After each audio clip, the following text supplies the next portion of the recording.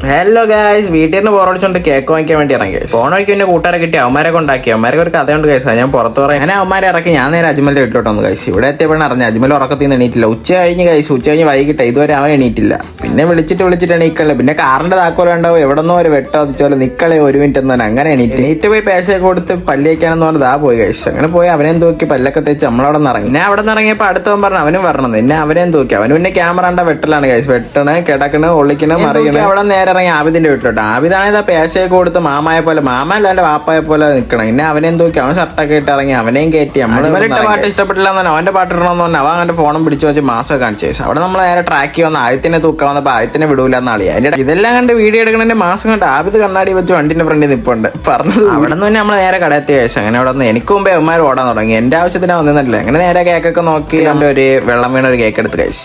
വെള്ളം അല്ലാതെ ഡിസൈനാണ്. പിന്നെ ഞാൻ അവിടെ സെൻസർ എടുത്ത് കിളിത്തരമൊക്കെ കാണിച്ചപ്പോൾ പേരെഴുതി കേക്ക് കിട്ടി കഴിച്ചു. ഇതാണ് കഴിച്ച് കേക്ക് ഫൈനൽ ഔട്ട്. അങ്ങനെ അതൊക്കെ കണ്ട് നമ്മൾ കേക്ക് കൊടുത്ത് അവിടെ നിന്ന് ഇറങ്ങി. നമ്മള് പാട്ടൊക്കെ കേട്ട് ഞാൻ അജ്മൽ ടാറ്റൊക്കെ കാണിച്ച് പാട്ടൊക്കെ കേട്ട് ആൾക്കാർ ആബിദ് ബാക്കി ഡിപ്രഷൻ അടിച്ചിരിപ്പുണ്ട്. എനിക്കോട് ഫ്രണ്ട് ഇരുത്താത്തതിന്റെ സങ്കടമാണെന്ന് തോന്നുന്നു. പിന്നെ അജ്മൽ അതൊന്നും ഇല്ല. അജ്മൽ പിന്നെ എന്തൊക്കെ ആലോചിച്ച് കേക്കും പിടിച്ച് അവിടെ ഇരിക്കും. അങ്ങനെ ഞാൻ അജ്മലിനോട് ക്ലാസ് ഇട്ട് കളിയാണ് കഴിച്ചു. അവന് കിട്ട വീണ് എനിക്ക് കിട്ട വീണില്ല. പിന്നെ പണ്ടേ അജ്മലൊക്കെ ഇടാൻ എടുക്കാനായിട്ട് അവന് കിട്ടേക്കാൾ തന്നെ ഫസ്റ്റ് ലാങ് വീഴും. അങ്ങനെ നമ്മൾ ചായക്കടത്ത് ചായക്ക് ഓർഡർ ചെയ്ത് കുടിച്ചാൽ തുടങ്ങിയപ്പോഴാണ് കഴിച്ചു. അവിടെ അബിദിന്റെ ഡിപ്രഷൻ വല്ല പെണ്ണെന്ന് വെച്ചാൽ ഡിപ്രഷനാണ് ചോദിക്കാണ്ട് അവനക്ക് പെണ്ണായില്ല കഴിച്ചു. അങ്ങനെ നമ്മൾ അവനെ ഹാപ്പി ആക്കിയിട്ട് നമ്മളവിടെ ഇറങ്ങി. Bye bye.